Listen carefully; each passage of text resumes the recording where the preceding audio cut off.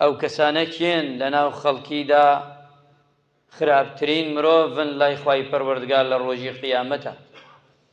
واتە شرار الناس منزلة عند الله يوم القيامة. ئەبێ ئەو کەسانەی کە خراپکارن لە ڕۆژی قیامەت وریابین خۆمان بپارێزین لەم تاقمانەی کە خوای پەروەردگار باسی دەکا و پێغەمبەری نازدار عەلەیهی السەڵات وەسەلام باسی ئەکا. پێغەمبەری خوا فەرمی عەلەیهی السەڵات وەسەلام، حەدیثەکەمان صەحیحە و ئەبی هورەیرە ئەیگێڕێتەوە ڕەضا و ڕەحمەتی خوای لێبێ: ئەلا ئەخبیڕکم بخەیریکم من شەریکم. بە ئەسحاب و یاوەرانە فەرمێ پێغەمبەری خوا صلی الله عەلەیهی وسەلەم، ئایا پێتان بڵێم، ڕووەکاتە سەحابە و پێتان بڵێم باشترینتان کامەنن؟ و ئەمە دوو جا سێ جا تیکرار دەکاتەوە لەناو خراپەکاندا. ئەمجا ئەسحاب و یاوەران بێدەنگە بن هەتا پیاوێک ئەڵێ بەڵێ ئەی پێغەمبەری خوا صلی الله عەلەیهی وسەلەم پێمان بڵێ. ئەفەرمێت پێغەمبەری خوا صلی الله عەلەیهی وسەلەم باشترین کەس و خێرترین کەس لەناو ئێوەدا خەیرکم من یجرا خەیره و یؤمن شەڕه.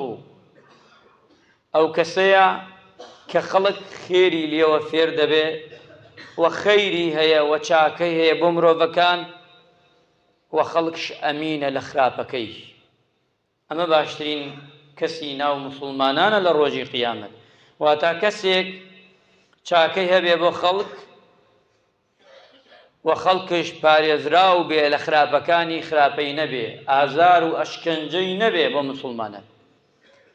ئەمجا فەرمووی ئەی پێتان بڵێم خراپترین کەس کێیە؟ فەرموویان بەڵێ. فەرمووین ئەو کەسەیە کە هیچ چاکەی بۆ خەڵک نییە، بەردەوام خراپەی بۆ خەڵکەیە و شەڕ و خراپەی زیاتر هیچی نییە، هیچی لێ نادوورێتەوە.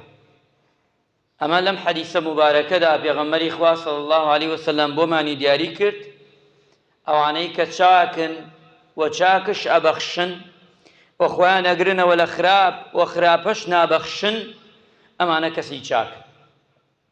ئەوانەیشی کە خراپن، خراپە ئەبەخشن و خۆیانش ئەگرنەوە لە خەیر و چاکە و خێریش نادەنە خەڵک. خوا پەنامان بدە.